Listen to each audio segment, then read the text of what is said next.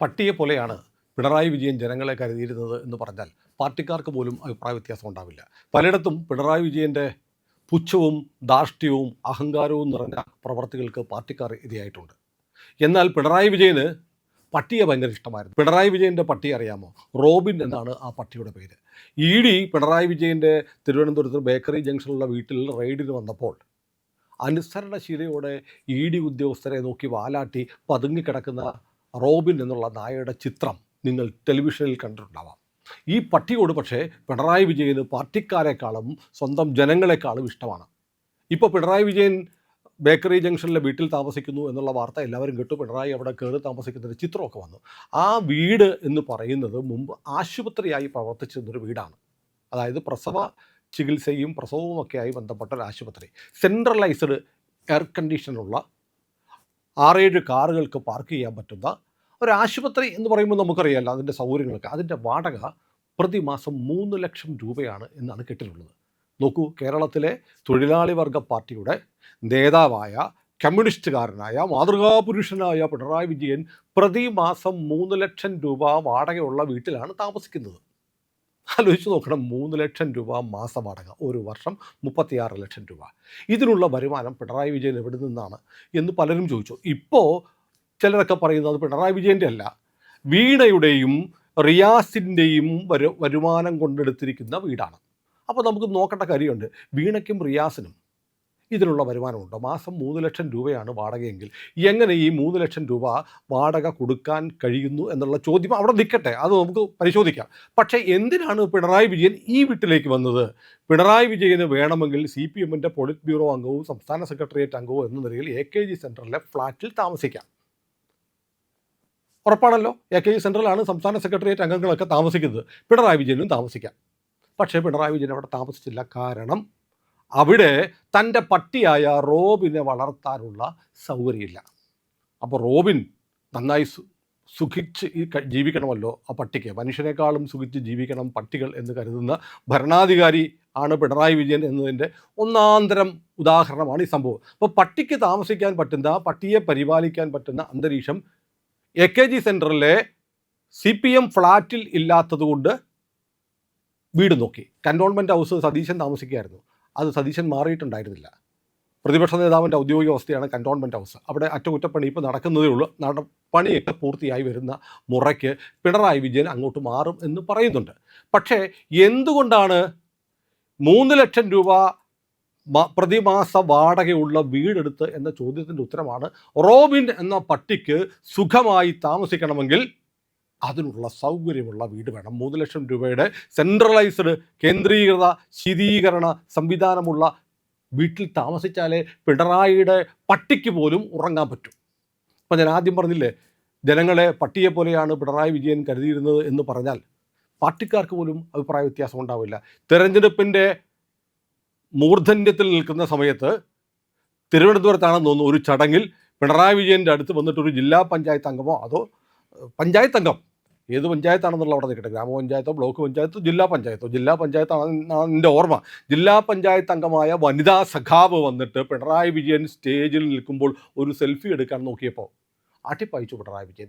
അങ്ങനെ എത്ര പേർ പ്രായത്തിൽ തന്നോളമോ തന്നെക്കാളോ പ്രായമുള്ള വൃദ്ധയായ ഒരു സ്ത്രീ അടുത്ത് വരുമ്പോൾ അവരെ ആട്ടിപ്പായിക്കുന്നുണ്ട്. എന്തിന്? ഹൗളു ചെയ്തതിന് മൈക്ക് സെറ്റ് ഉൾപ്പെടെ അറസ്റ്റ് ചെയ്തിട്ടുണ്ട് പിണറായി വിജയൻ്റെ പോലീസ്. അങ്ങനെയുള്ള പിണറായി വിജയൻ 3 ലക്ഷം രൂപയുള്ള വീട് വേണം താമസിക്കാൻ എന്ന് തീരുമാനിച്ചത് റോബിൻ എന്ന പട്ടിക്ക് വേണ്ടിയാണ് എന്ന് പറയുമ്പോൾ തൊഴിലാളി വർഗ പാർട്ടിയുടെ സംസ്കാരം, ജീവിത രീതി ഒക്കെ ഓർത്ത് നമുക്ക് മൂക്കത്ത് വിരൽ വെക്കണം. ഇനി രണ്ടാമത്തെ കാര്യം നോക്കാം. 3 ലക്ഷം രൂപയുടെ വീട് വാടകയ്ക്കെടുക്കാൻ പിണറായി വിജയന് വരുമാനമുണ്ടോ? ഇതാണ് ഏറ്റവും പ്രധാനപ്പെട്ട ചോദ്യം. പിണറായി വിജയന് മുഖ്യമന്ത്രിയായിരിക്കെ എത്ര രൂപ ശമ്പളം ഉണ്ടായിരുന്നു എന്നറിയാമോ? 1,85,000 രൂപ. അതിൻ്റെ സ്പ്ലിറ്റ് ഞാൻ പറഞ്ഞുതരാം. 1,85,000 രൂപ എങ്ങനെയാണ് പിണറായി വിജയന് മുഖ്യമന്ത്രിയായിരിക്കെ ശമ്പളമായി കിട്ടിയത്? ഔദ്യോഗിക വസതി ഉണ്ട് കേട്ടോ. 1,85,000 രൂപ ശമ്പളം കിട്ടുന്ന പിണറായി വിജയന് ഇപ്പോൾ പിണറായി വിജയൻ പ്രതിപക്ഷ നേതാവായിട്ടായിരിക്കുന്നത്. അപ്പോൾ പിണറായി വിജയന് എത്ര കിട്ടും? മുഖ്യമന്ത്രിയുടെ ശമ്പളം കിട്ടത്തില്ലല്ലോ.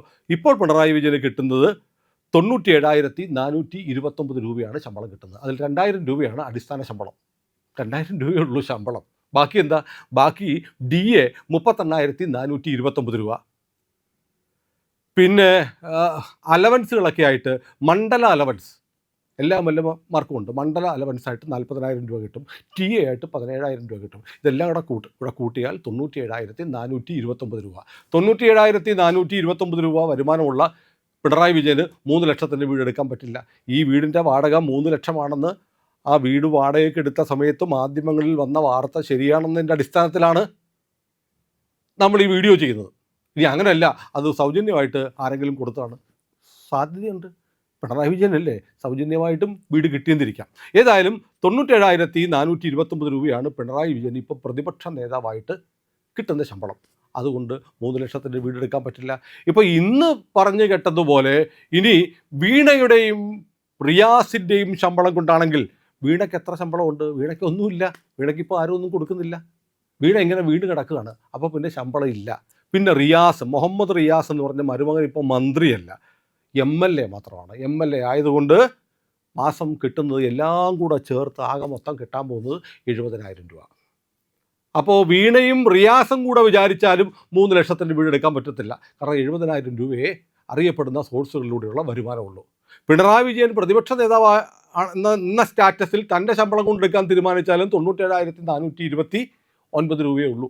അപ്പോഴും എങ്ങനെയാണ് 3 ലക്ഷത്തിൻ്റെ വീട് എടുക്കുന്നത്?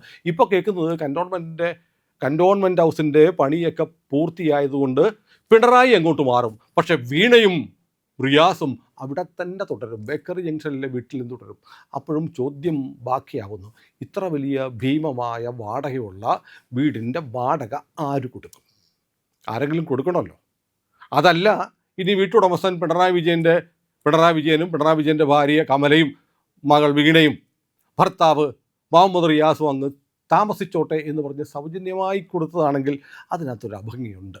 കേരളത്തിലെ ഏറ്റവും സ്വാധീനമുള്ള 10 വർഷം കേരളത്തിൻ്റെ മുഖ്യമന്ത്രിയായിരുന്ന ഒരാൾക്ക് സൗജന്യമായി താമസിക്കാൻ വേണ്ടി ഒരു ബംഗ്ലാവ്, അത്യാധുനിക സൗകര്യങ്ങളുള്ള ബംഗ്ലാവ് വിട്ടുകൊടുക്കുക എന്ന് പറഞ്ഞാൽ അതൊരു തരത്തിലുള്ള അഴിമതി തന്നെയാണ്. അപ്പോൾ നമ്മൾ ഈ പറയുന്ന പോലെ അത്ര വെടിപ്പല്ല കാര്യങ്ങൾ, വെടിപ്പല്ലാത്ത കാര്യങ്ങളാണ് നടക്കുന്നത്. പിന്നെ ഏറ്റവും പ്രധാനപ്പെട്ട ചോദ്യം ഞാൻ വീണ്ടും ആവർത്തിച്ച് പറയുന്നു, തൊഴിലാളി വർഗ പാർട്ടിയുടെ ഇന്ത്യയിലെ ഏറ്റവും വലിയ നേതാവാണ് സഖാവ് പിണറായി വിജയൻ എന്നാണ് സഖാക്കൾ ഇങ്ങനെ പറയുന്നത്. ഞങ്ങളുടെ ഏറ്റവും വലിയ നേതാവായ, ജീവിച്ചിരിക്കുന്ന ഏറ്റവും വലിയ നേതാവായ സഖാവ് പിണറായി വിജയൻ്റെ വീട്ടിൽ ED കയറുക എന്ന് പറഞ്ഞാൽ അതൊക്കെ ഞങ്ങൾക്ക് ക്ഷമിക്കാൻ പറ്റില്ല. തൊഴിലാളി വർഗ പാർട്ടിയുടെ ഏറ്റവും വലിയ നേതാവ് ഏറ്റവും മാതൃകാപരമായ ജീവിതം നയിക്കണ്ടേ? പണ്ടത്തെ പോലെ കട്ടൻ ചായയും പരിപ്പോടിയും തിന്നണമെന്നൊന്നും അല്ല പറയുന്നത്. തിരുവനന്തപുരത്ത് ഒരു 10,000-ഓ 20,000-ഓ അല്ലെങ്കിൽ 25,000-ഓ വാടക കൊടുത്താൽ സാമാന്യം ഭേദപ്പെട്ട നല്ല വീടുകൾ കിട്ടും. അപ്പോൾ കേന്ദ്രീകൃത ശീതീകരണ സംവിധാനമുള്ള, വലിയ മുറ്റമുള്ള, 8-10 കാറൊക്കെ നിർത്താൻ പറ്റുന്ന, 5-8 മുറികളൊക്കെയുള്ള, വലിയ സന്നാഹങ്ങളുള്ള, സംവിധാനങ്ങളുള്ള ആഡംബര വീട് തന്നെ വേണം എന്ന് തൊഴിലാളി വർഗത്തിൻ്റെ നേതാവ് ശഠിക്കുന്നത് ഒരു അശ്ലീലമല്ലേ സഖാക്കളെ? പിണറായി മുന്നോട്ട് വയ്ക്കുന്ന ജീവിത രീതി, ജീവിത സംസ്കാരം. ഇപ്പം നമ്മൾ ബംഗാളിലെ പ്രതിപക്ഷ നേതാവ് TMCയിൽ നിന്ന് പടങ്ങിപ്പോയ ഋതപ്രത ബാനർജിയെക്കുറിച്ച് പറയുന്നുണ്ട്. അയാൾ പഴയ SFIക്കാരനായിരുന്നു. അയാൾ SFIക്കാരനായിരുന്നപ്പോൾ അയാളെ CPM നിന്ന് പുറത്താക്കി. ഏറ്റവും പ്രധാനപ്പെട്ട ഒരു ആരോപണം എന്തായിരുന്നു അറിയാമോ? അയാൾ SFIയുടെ നേതാവായിരുന്ന സമയത്ത് കയ്യിൽ ആപ്പിളിൻ്റെ വാച്ച് കെട്ടി, പോക്കറ്റിൽ മോൺബ്ലോ എന്ന് പറയുന്ന ഏറ്റവും വില കൂടിയ കമ്പനിയുടെ 10-30,000 രൂപയൊക്കെ വില വരുന്ന പേന കുത്തി. അത് സഖാക്കൾക്ക് നിരക്കുന്ന ജീവിത ശൈലിയല്ല, കമ്മ്യൂണിസ്റ്റ് പാരമ്പര്യമല്ല എന്ന് പറഞ്ഞാണ് ഋതപ്രത ബാനർജി എന്ന് പറയുന്ന ചെറുപ്പക്കാരനായ SFIയുടെ നേതാവിന് ബംഗാളിലെ CPM പുറത്താക്കിയത്. അങ്ങനെയാണ് ഋതപ്രത ബാനർജി പോയിട്ട് തൃണമൂൽ കോൺഗ്രസ് ചേർന്നത്. ഇപ്പോൾ 60 MLA-മാരുടെ പിന്തുണയോടെ തൃണമൂലിനെ പിളർത്തി ബംഗാളിലെ പ്രതിപക്ഷ നേതാവായിട്ട് നിൽക്കുകയാണ്. അപ്പോൾ അവിടെ നിന്ന് സഖാവ് പിണറായി വിജയനിലേക്ക് എത്തുമ്പോൾ പിണറായി വിജയനെ എത്ര പ്രാവശ്യം ഈ പാർട്ടിയിൽ നിന്ന് പുറത്താക്കണം?